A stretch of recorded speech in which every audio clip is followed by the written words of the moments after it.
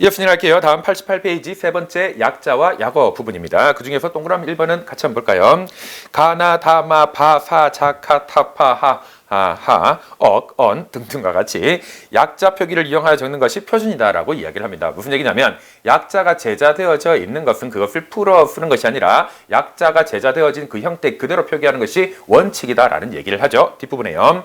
제시된 약자의 앞이나 뒤에 다른 자음자가 함께 쓰일 때에도 점자로 풀어 쓰지 않고 약자로 쓰는 것이 원칙이다. 그러니까 어떤 글자의 일부분으로서 약자가 포함되어져 있다면 그건 역시 약자 표기를 사용하는 것이 원칙이다라는 이야기를 하고 있는 겁니다. 물론 뒤에 가면 약간 혼란을 줄 수 있는 예외라고 할 수 있는 것도 있습니다. 그건 잠깐 뒤로 빼둘게요. 자, 그리고 아래쪽에 보시면 두 번째 모음 아가 들어간 글자를 표기할 때는 아를 생략하는 아 중성 빼기 법칙을 사용한다라고 이야기를 합니다. 아 중성 빼기 법칙은요, 앞서 정리했었던 모음 겹 글자와 함께 우리 시험에서 비교적 난이도가 높은 규정에 해당하는 거예요. 시험 문제도 다수 출제가 되고 있습니다. 아 중성 빼기. 자, 그런데 법칙의 이름이 아 중성 빼기 법칙이니까 이 법칙을 적용하는 원칙은 너무나 간단하고 명백하죠. 아가 들어간 글자에서 아를 어떻게 하자? 쓰지 말자, 쓰지 않는 것이 원칙이다라는 이야기를 하는 겁니다. 예를 들어서 나를 쓴다라고 생각해 볼까? 나를 쓰기 위해서 가만히 들여다보니까 아가 포함되어져 있죠. 아 중성 빼기 법칙을 적용하면 아 중성을 쓰지 않고 뭐만 표기하면 되겠다? 니은만 표기하면 되겠죠. 초성 니은은 1, 4점이었죠. 자, 그리고 뒤에 모음아를 쓰지 않는다. 이것이 원칙이 되는 거예요. 그러면 너무 간단하지 않습니까? 이 간단한 것인데 난이도가 있고요. 이 간단한 것인데 시험 문제에서 자주 출제가 됩니다. 뭐 때문에 그럴까? 이 조건을 이 법칙을 적용하지 않는 예외에 해당하는 것들이 조금 복잡하기 때문에 그렇습니다. 자, 예외 조건은 크게 세 가지를 기억하셔야 됩니다. 우선 첫 번째 간단하게 입에 붙여둘 필요가 있는데 뭐냐면 가라 사차요. 가라 사차를 쓸 때는 아 중성 빼기 법칙을 적용하지 않는다. 아 중성 빼기 법칙을 적용하지 않는 것이니까 어떻게 하라는 것이지? 풀어쓰기를 하라는 것이지. 그런데 풀어쓰기를 하려고 보니까 그 중에 어떤 글자는요, 약자가 제자되어져 있는 것이 있습니다. 그 경우에는 약자가 제자되어져 있으니까 풀어쓰기를 하는 것이 아니라 약자를 쓰는 것이 원칙이겠죠. 약자 가하고 사의 약자가 제자되어져 있는데 그거 지금 암기하시죠. 가는요 1, 2, 4, 6점으로 그리고 사는 1, 2, 3점으로 약자가 제자되어져 있더라. 풀어쓰지 않고 가를 쓸 때는요 기억만 쓰는 것도 아니고 사를 쓸 때는 시험만 쓰는 것도 아니고 제시되어져 있는 약자를 사용해 주어야 한다라는 것이요. 자, 그리고 라와 차 같은 경우에는요 풀어쓰기를 해주면 되는 겁니다. 초성 리를 적고 모음 아 적고요. 초성 치읓 적고 모음 아 적고요. 이런 방식으로. 자, 첫 번째 예외는 단순히 입에 붙여둘 수 있는 것이었다죠. 두 번째 예외는 팟을 쓸 때입니다. 팟을 보니까 마찬가지 아가 들어가 있지. 그런데 이 경우에 아를 생략해버리면 아 중성 빼기 법칙을 적용해버리면 문제가 발생하는 부분이 있기 때문에 결론은 뭐다? 아 중성 빼기 법칙의 예외더라. 아 중성 빼기 법칙을 적용하지 않아야 된다. 아 중성 빼기 법칙을 적용하지 않는다면 어떻게 표기해야 된다? 그렇죠. 풀어 써주어야 한다라는 거예요. 그러면 어떤 문제가 발생할 수 있는지 한번 가볼까요? 팟을 표기하기 위해서는 우선 피읍이 필요하겠다. 그렇죠? 그리고 모음 아이고 그런데 모음 아를 쓰지 않는 경우를 지금 이야기하는 것이잖아. 쓰지 않는다라고 가정을 해보자는 거예요. 그리고 나서 뒤따라오는 글자가 뭡니까? 종성 쌍시옷이죠. 종성 쌍시옷을 표현하기 위해서 나는 몇 점을 쓸까? 3, 4점을 쓰겠죠. 그런데 이 3, 4점은 종성의 쌍시옷의 역할을 하기도 하지만 뭐였습니까? 모음 예의 역할도 하지 않습니까? 그러면 이와 같이 표기가 되어져 있다면 이 경우에 피읍을 쓰고 아 중성 빼기 법칙을 적용했다. 아를 생략했다. 그 뒤에 3, 4점이 왔다. 3, 4점은 이렇게 두 가지의 의미를 가지고 있네. 지금 상황에서 하나를 선택해서 점자를 읽어야 되지 않겠습니까? 그런데 앞서 오는 글자가 뭡니까? 초성 피읍이죠. 그리고 3, 4점이 오는 겁니다. 그러면 그 자리는 무엇으로 인식할 가능성이 높을까? 종성 쌍시옷으로 인식하는 것이 아니라 자리의 배치상 초성 자음이 왔으니까 그 뒤에는 모음이 온다라고 생각할 가능성이 높아지는 것이죠. 그래서 이 경우에 아를 지금과 같이 생략을 해버리면 뒤따라오는 3, 4점을 예로 인식하게 될 것이고 그래서 어떻게 읽게 될 것이다? 폐로 읽게 되겠죠. 그러면 폐로 읽는 것은 나의 의도인가? 그렇지 않습니다. 오독되는 문제가 생기게 되는 것. 이러한 문제를 피하기 위해서 아 중성 빼기 법칙을 적용하지 말자. 적용하지 말자 예외 조건이죠. 그러면 적용하지 않고 어떻게 하자? 아까 말씀드린 것처럼 풀어쓰기를 하자라는 거예요. 자, 그래서 이 경우에는 초성 피읍을 적고요. 모음 아도 써주어야 합니다. 그리고 종성 쌍시옷도 써주어야 하는 것이죠. 3, 4점으로 이렇게 나란히 풀어쓰기를 한다라는 거. 자, 두 번째 조건도 그렇게 복잡하지는 않았다 그렇죠? 문제는 세 번째입니다. 이쪽으로 옮겨서 적을게요. 세 번째는요, 우선 그걸 기억하려고 보면, 암기를 하려고 보면 사실 선뜻 와닿지 않습니다. 그럼에도 불구하고 입에 익혀 두셔야 될 것이고 자연스럽게 입에 익게 될 거예요. 결과적으로는. 자, 우선은 적어보겠습니다. 뭐냐면 한 단어 안에 나, 그 다음에 다, 마, 밤, 자, 가, 타, 파, 하. 오케이. 자, 그 뒤에 모음이 이어서 오는 경우에는 중성 빼기 법칙을 적용하지 않는다, 예외다, 이렇게 보면 되겠죠.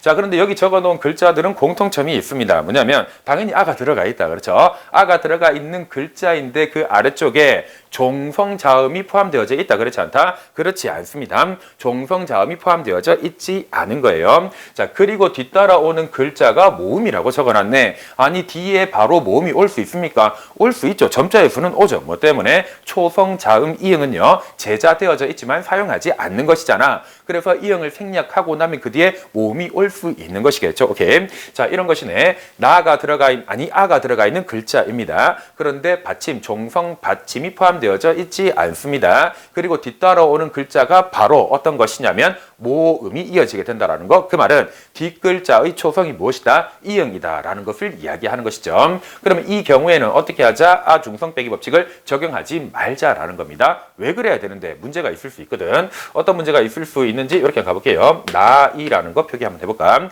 나이를 표기하기 위해서 나에 아가 들어가 있네.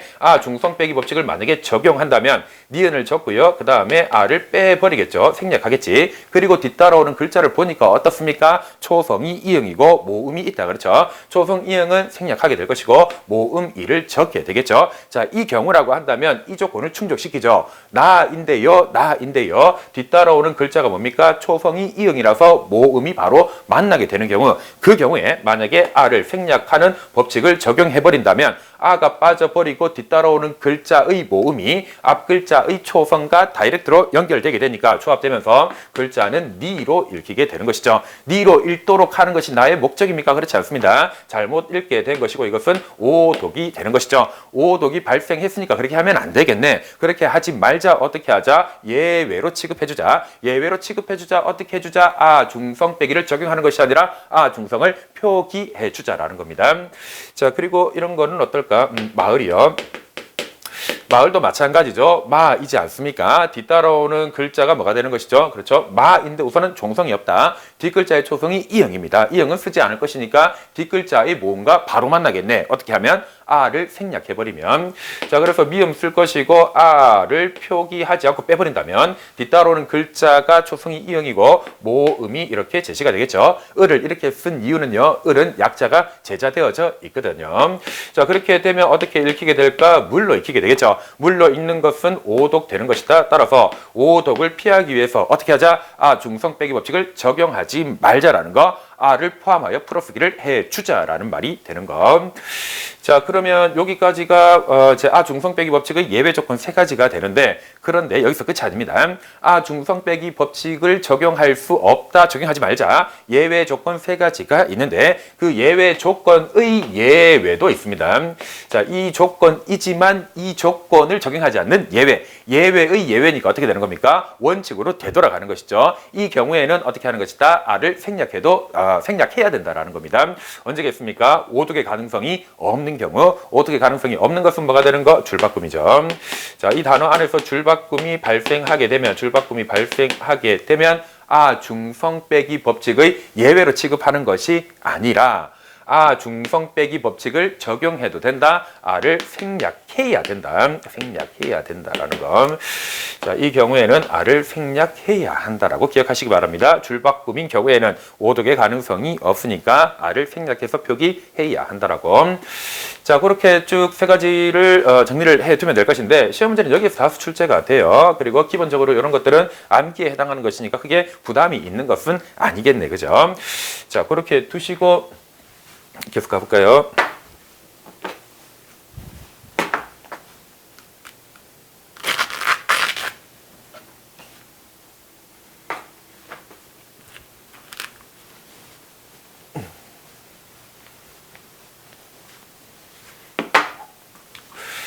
자, 10번째는 약자형에 대한 겁니다. 약자형 기억 안 하고 계신 분들은 지금 하시죠. 약자형은 1, 2, 4, 5, 6으로 제자되어져 있습니다.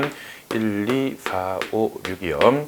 자, 약자형은 이렇게 제자되어져 있다 기억하는 것부터 시작해야 될 것인데 문제는 뭐냐면 적용해야 되는 상황에서 고려할 부분이 있다라는 겁니다. 뭐냐면 약자형이 어디에 올 때 스, 뒤에 오게 될 때 그때는 0으로 읽히는 것이 아니라 엉으로 읽히게 된다고요. 츠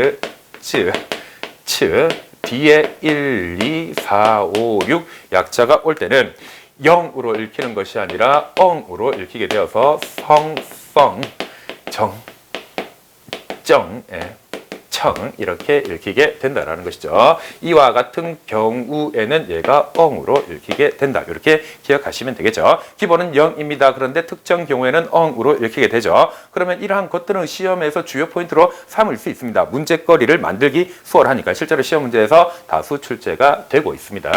자, 예를 들면 이렇게 한번 적어볼까. 성경을 쓰기 위해선 시옷이 있습니다. 초성 시옷을 쓰겠다. 그죠? 그리고 엉이네. 그런데 이 엉은요. 지금 현재 시옷 뒤에 위치하고 있는 것이니까 0을 적어준다면 엉으로 읽히는 것이다 라고 충분히 연결할 수 있는 것이죠. 그래서 이 경우에 1, 2, 4, 5, 6을 적어 주었을 것이다. 그 다음에 초성 기억을 쓰고요. 0이잖아. 1, 2, 4, 5, 6. 그런데 D가 아니기 때문에 얘는 0으로 D이기 때문에 얘는 엉으로 그래서 이 경우에는 성, 그 다음에 이 경우라고 한다면 0 해서 경 이렇게 되는 것이겠죠.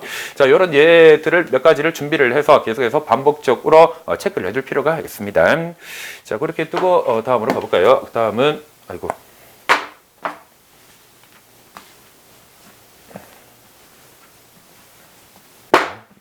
미안합니다. 11번째. 11번째는 최근에 출제되어졌습니다.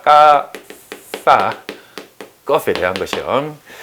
까사 것은요 이렇게 표기합니다. 우선 원칙은 뭐냐면 가사 것에 대한 약자가 제자되어져 있어요. 이 약자를 활용하되 이 소리들은 센 소리들이지 않습니까? 대인 소리가 되는 것이죠. 그래서 앞부분에 대인 소리표 6점을 적어주면 되는 거. 대인 소리표 6점을 적어주고 그 뒤에 가사 것의 약자를 적어주면 각각 까사 것으로 읽히게 된다는 거. 자, 가는 몇 점입니까? 1, 2, 4, 6이었죠. 4는 아까 1, 2, 3점이었습니다. 것은요, 4, 5, 6, 그리고 2, 3, 4 두 칸이 사용되는 것이죠. 4, 5, 6, 2, 3, 4 기억을 해 두셔야 된다는 거. 자, 이렇게 표기하게 되면 이렇게 읽힌다. 이것을 표기하기 위해서는 이것 앞에 어떤 거? 대인소리표를 적어 주어야 한다라는 것이 올해 시험 문제 출제됐던 바로 그 내용이라고 할 수 있는 겁니다. 자, 그런데 여기서 비교할 것이 하나 있습니다. 뭐냐면 불을 껐다라고 할 때 사용되어지는 것이요. 그 다음에 오케이. 자, 차이가 있죠. 그죠? 그런데 여기에서 아까 앞부분에 우리는 이런 걸 봤다고. 뭐냐면, 약자가 제자되어져 있는 것은 풀어 쓰지 않고 약자를 사용하는 것이 원칙이라는 거. 그리고 약자가 어떤 글자의 일부분에 포함되어져 있는 경우라 하더라도 약자를 사용하는 것이 원칙이라고 얘기를 했다. 그렇죠? 자, 그런데 이 경우에는 그렇지 않습니다. 이 경우에는, 그럼 만약에 이 경우에도 방금 말씀드린 약자를 활용하는 것으로 적용을 한다면 이렇게 되는 것이겠지. 뭐냐면, 6점 적어주고요. 그 다음에 것 4, 5, 6 2, 3, 4 적어주고 그러면 것이 완성되는 것 아닙니까? 그리고 거기에다가 3, 4점 종성 쌍시옷을 적어주면 될 것 같은데 그렇게 하지 않는다라는 겁니다. 그럼 이 경우에는 어떻게 해줘야 되죠? 그냥 풀어서 주어야 하는 거예요. 대인소리표 6점 적고요. 초성 기억 적고요. 모음 적고 그 다음에 종성 쌍시옷에 해당하는 3, 4점을 적어주면 불을 껐다라고 할 때 것이 되는 것이죠. 자, 그래서 이미 요게 출제가 되어졌으니까 나머지 것들도 사실은 출제 범위 안에 있는 것이고요. 그리고 시험 문제에 포함되기도 했었습니다. 그런데 비교 포인트를 가지고 있는 것들은 당연히 추가하여 묶어서 체크해 두셔야 되지 않겠습니까? 자, 그렇게 두고 다음으로 넘어가 볼까요? 그 다음 뭡니까? 약어에 대한 것이죠. 오케이. 자, 6번의 내용들은 가볍게 한번 읽어보시고요. 7번도 마찬가지입니다. 7번 같이 한번 볼까? 다음과 같이 글자 속에 모음으로 시작하는 약자 등등이 포함되어져 있을 때에는 해당 약자를 사용하여 적는 것이 원칙이다. 뒷부분에 보시면요. 대표적인 예시로 꺾다, 그 다음에 넉, 덕막과 같은 글자를 쓸 때 꺽다를 쓸 때 약자 억이 제자되어져 있으니 꺽의 일부분인 억이 약자로 제자되어져 있으니 꺽을 쓸 때에도 이 약자를 활용하여 적는다라는 것이 원칙이 되는 것이죠. 그래서 이런 부분들 한번 읽어보시고 그 다음에 보시면 그래서 그러나 그러면 그러므로 그런데 그리고 그리하여와 같은 약어에 대한 규칙이 있는데 정리를 해볼게요.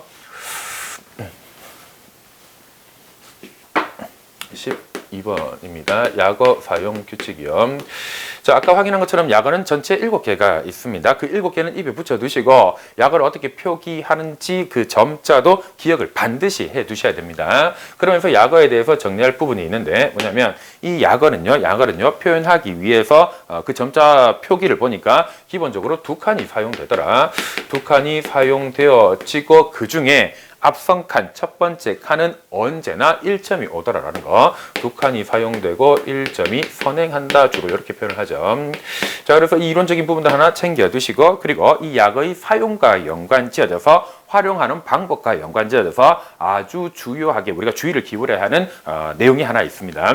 자, 그건 뭐냐면 이런 것이죠. 약어가 포함되어져 있는 글자인데 그러니까 약어 뒤에 어떤 경우에 특정한 말고요. 약어 뒤에 음절이 뒤따라오는 경우가 있을 수 있다고요. 그리고 그 반대의 경우 음절이 약어 앞에 붙는 경우도 있을 수 있다라는 겁니다. 예를 들어서 아까 표기 포함되어져 있었던 약어 중에 그러면이라는 것이 있었다 그렇죠. 그러면이라는 약어 뒤에 음절 서가 붙게 되면 그러면서가 되지 않습니까? 그와 같은 경우를 얘기하는 것이고 그리고 약어 중에 아까 그리고가 있었죠. 그런데 앞에 오를 붙여서 오 그리고 혹은 찡 그리고와 같이 약어 앞에 음절이 붙는 경우도 있다라는 겁니다. 이와 같은 경우에도 이 부분을 약어로서 표기할 수 있는가 아니 표기해야 하는가 그렇지 않은가에 대한 원칙을 얘기하는 거예요. 자, 이 경우에는 약어 뒤에 음절이 붙게 되는 경우에는 약어를 사용하여 표기한다라는 겁니다. 약어를 사용해야 된다라는 거예요. 하지만 약어 앞에 음절이 붙는 경우에는 약어를 사용하지 않아야 된다라는 겁니다. 이해되십니까?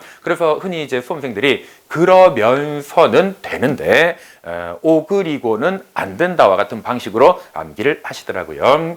자, 그리고 중요한 부분입니다. 따로 이제 그 아래쪽에 예를 하나 만들어 놨는데 뭐가 있냐면 그림을 그리고인가요? 그렇죠? 그림을 그리고 있다.